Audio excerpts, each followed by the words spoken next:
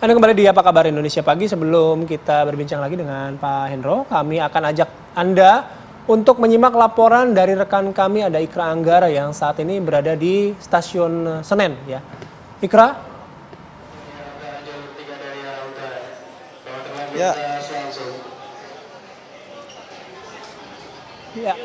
ya, selamat pagi Bayu, Rati dan juga pemirsa. Saat ini kami sedang berada di Stasiun Pasar Senen Jakarta Pusat, di mana volume tingkat penduduk atau masyarakat yang melaksanakan mudik untuk Lebaran ini sudah terlihat lebih ramai daripada hari biasanya. Namun dari keterangan Kepala Humas Daob 1 Eva Kairunisa menjelaskan bahwa belum ada lonjakan penduduk. Hari ini tercatat ada 13.000 masyarakat yang akan diberangkatkan dari Stasiun Pasar Senen Jakarta Pusat ke daerah destinasi di Pulau Jawa. Dan untuk mencari tahu pemirsa lebih jauh kenapa masyarakat ini memilih mudik hari ini, mengingat Lebaran masih 9 hari lagi, saya sudah bersama beberapa narasumber saya.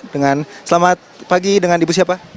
Ibu Arlina. Ibu Arlina. Iya. Ibu bisa dijelaskan Ibu kenapa memilih mudik lebih awal daripada tanggal-tanggal menjelang Lebaran? Iya, karena kalau mendekati Lebaran itu lebih rame gitu. Jadi kan karena saya bawa anak-anak, jadi lebih safe lah gitu, lebih nyaman gitu. Iya, lebih santai. Kalau boleh tahu dari mana mau kemana Ibu? Saya dari Depok mau ke Surabaya. Terakhir mudik kapan Ibu?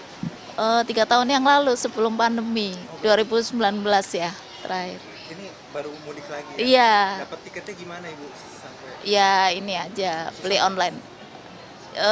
Lumayan soalnya udah habis ini aja pisah-pisah. Oke, ya.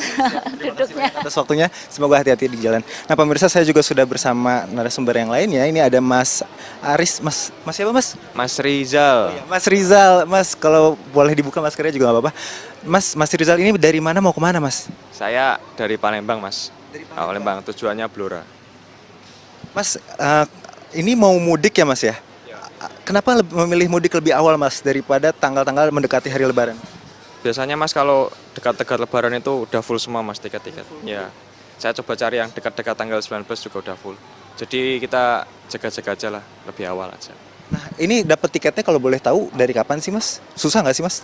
Susah Mas, agak susah nih, cara rebutan ya. Nyari harinya juga susah, jadi ya disesuaikan dengan harinya aja sama libur kerja aja sih.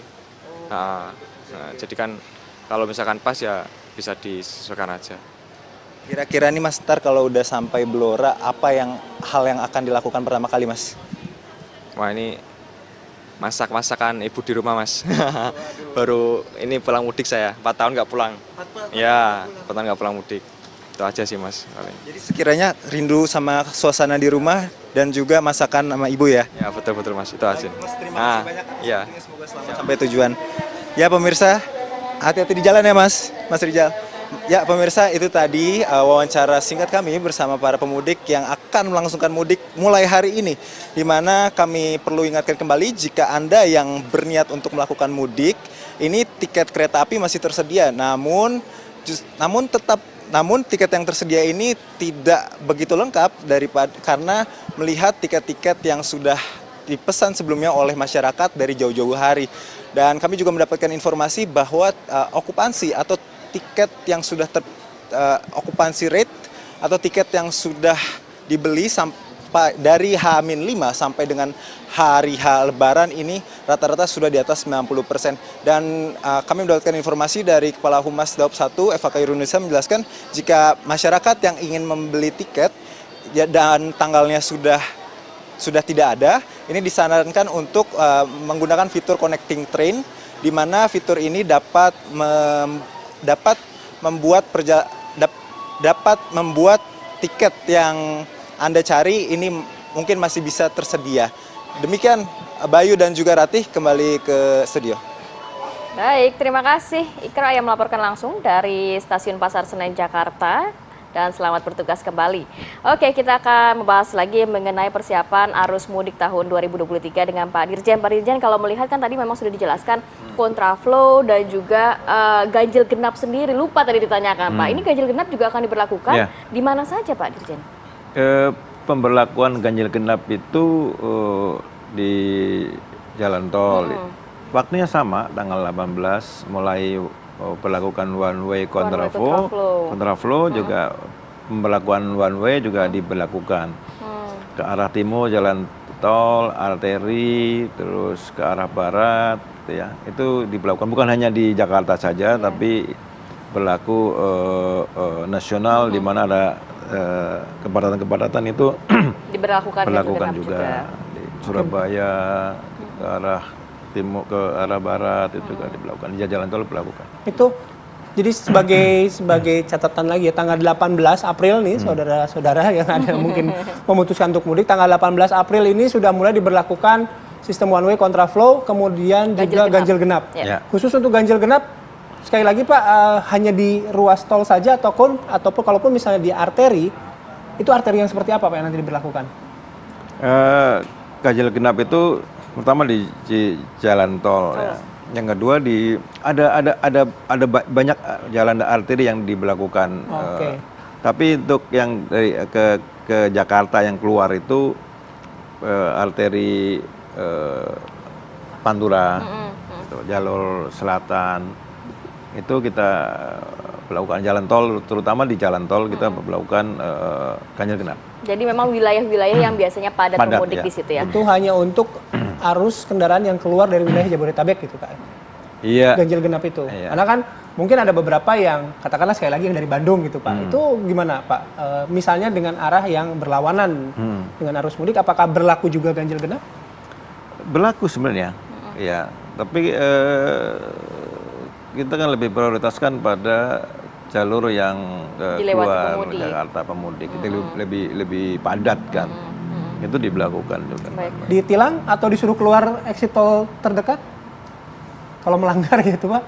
Ditilang saya kira enggak lah ya. Kita mungkin suruh balik arah biasanya begitu ya Pak ya? Saja, kita arahkan saja gitu. Baik, Pak Dirjen, kalau melihat juga tadi kan memang di ruas-ruas jalan tol dan juga di arteri begitu yang biasa dilewati pemudik.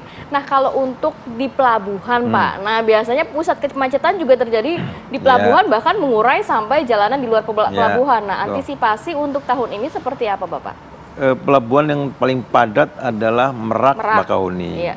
Jadi untuk tahun ini, tahun kemarin kita kan memberlakukan hanya di Merak, 7 dermaga. Tahun ini kita tambah ada di Ciwandan. Ciwandan itu sebelah selatan Merak. Itu pelabuhan Pelindo yang selama ini digunakan. Itu kita siapkan ada 6 dermaga. Ya, ada 6 dermaga.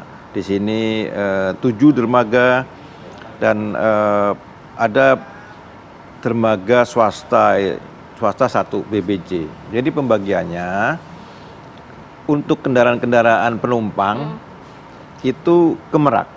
Ke Merak semuanya. Ya, ke Merak kecil. Baik kendaraan kendaraan roda 4 dan juga roda 2. Enggak. Penumpang roda kecil, kendaraan kecil dan bis, truk gitu ya. Bis itu ke Merak. Khusus untuk sepeda motor dan truk kecil itu kita arahkan ke Ciwandan, sepeda motor. Karena sepeda motor nanti kita akan khususkan kapal sendiri sepeda motor. Jangan sampai tidak dicampur gitu dengan kendaraan-kendaraan yang lain. Jadi sepeda motor nanti khusus ke Ciwandan dan ada kapal khusus sendiri. Nanti tinggal pilih apakah dari Ciwandan mau ke Bakahuni, kita siapkan 11 kapal ro-ro, atau Ciwandan langsung ke Bandar Lampung Panjang. Kita siapkan kapal Dobon Solo dan kapal dari PT ALP. Itu kapasitasnya 1.200 sepeda motor. Ya. Jadi tinggal pilih mau langsung ke Bandar Lampung biar cepat sampai itu silahkan. Kalau mau ke Bakahuni silahkan dengan tiket yang sama. Dari Ciwandan sampai ke Panjang itu harga tiket sama dengan Merak ke Bakahuni, tidak ada perbedaan tiket. Jadi sekarang lebih besar juga kapasitasnya bisa ditampung oleh Betul. 2 pelabuhan itu ya Pak. Kalau truk-truk besar yang diperbolehkan jalan atau truk-truk yang mungkin ketika lewat sudah diberlakukan pembatasan, itu nanti akan dikeluarkan ada penampungan di pelabuhan BBJ. Itu keluar di Cilegon Timur, nanti akan dikumpulkan di situ. Nanti dia akan dibawa ke Bakahuni, ada pelabuhan tersendiri. Oke, jadi nanti yang mau mudik ke wilayah Sumatera akan ada 2 pelabuhan yang disiapkan gitu ya. Penumpang Merak dan dua juga Ciwandan pelabuhan, gitu Merak ya. Itu Dan jadi concern juga ya. Siapa tahu sudah mempersiapkan. Saya juga mengimbau nih kepada masyarakat yang mau naik kapal, Ya. itu beli tiketnya online. Kayak Ferigi, itu sebenarnya sudah dibuka H-60, nanti sampai H-1. Jadi ketika datang ke pelabuhan, sudah membawa tiket. Iya, Kalau tidak membawa tiket, dia putar. Tapi di sana disediakan juga atau enggak, Pak? Enggak. Betul. Jadi memang semuanya sudah by online Ya, sekarang by ya? online. Oke. Kalau by online itu akan lebih cepat. Oke. Ya, salah satu yang kemarin itu hambatan tahun kemarin itu karena datang ke pelabuhan itu tidak Punya bawa tiket. tiket. Akhirnya terjadi antrian yang panjang di situ. Nah, tahun ini kita sampaikan pada masyarakat harus pakai bawa tiket masuk, jadi lancar semua. Semua ini akan untuk kelancarannya. Oke, Pastinya, baik. Pak. Nah, saya tanya soal pemudik sepeda motor, Pak. Meskipun tadi sudah ada himbauan ya, Pak Hendro gitu. Tapi ada treatment nggak, Pak, untuk para pemudik sepeda motor ini? Karena mungkin karena dengan jumlah prediksi yang akan bertambah, kemungkinan juga kan yang menggunakan sepeda motor juga bertambah gitu. Ya. Jadi untuk pemudik yang ingin membawa motornya pulang kampung, gitu sebenarnya kita juga sudah menyiapkan truk untuk mengangkut. Kami siapkan ada 30, 15 berangkat, pulang 15. Itu untuk perhubungan ya. Kapal laut juga disiapkan untuk mengangkut sepeda motor, gratis sih semua. Kalau kapal itu sampai Semarang. Iya. Kereta api sekarang konsepnya orang naik, sepeda motornya sama. Jadi kita turun stasiun, dia pakai sepeda motor.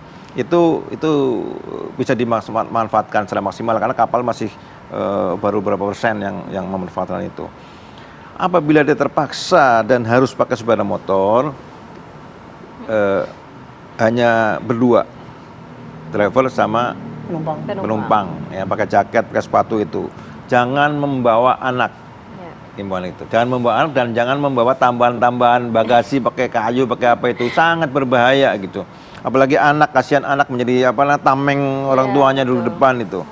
Dan saya mengimbau untuk anak silakan menggunakan BRIX gratis juga ada.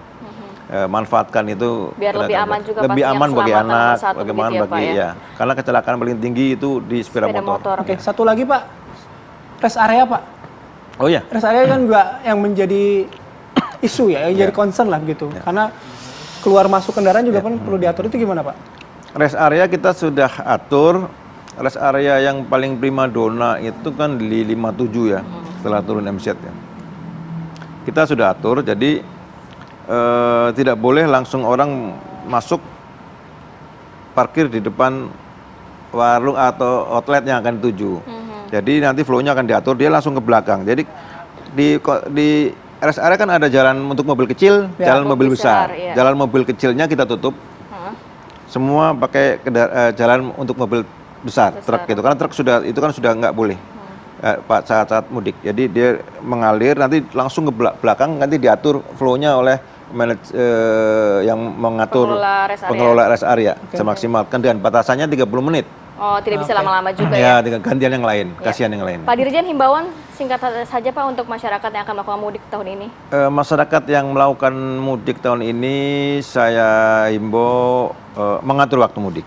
Ya, mengatur waktu lebih cepat lebih bagus. Yang kedua, ikuti petunjuk petugas yang di lapangan, karena pada dasarnya petugas itu agar semuanya lancar dengan baik, siapkan kendaraannya dengan baik, siapkan fisiknya gitu. Oke, Ya. baik. Terima kasih banyak Makasih. Pak Dirjen sudah Makasih, Mbak berbagi Rati. informasi pada pagi hari ini, sangat komplit sekali begitu ya untuk persiapan mudik tahun ini. Mudah-mudahan lancar semua persiapan Amin, mudiknya. amin. Saudara-saudara kita juga yang mudik diberikan kesehatan dan kelancaran ya. Oke. Amin.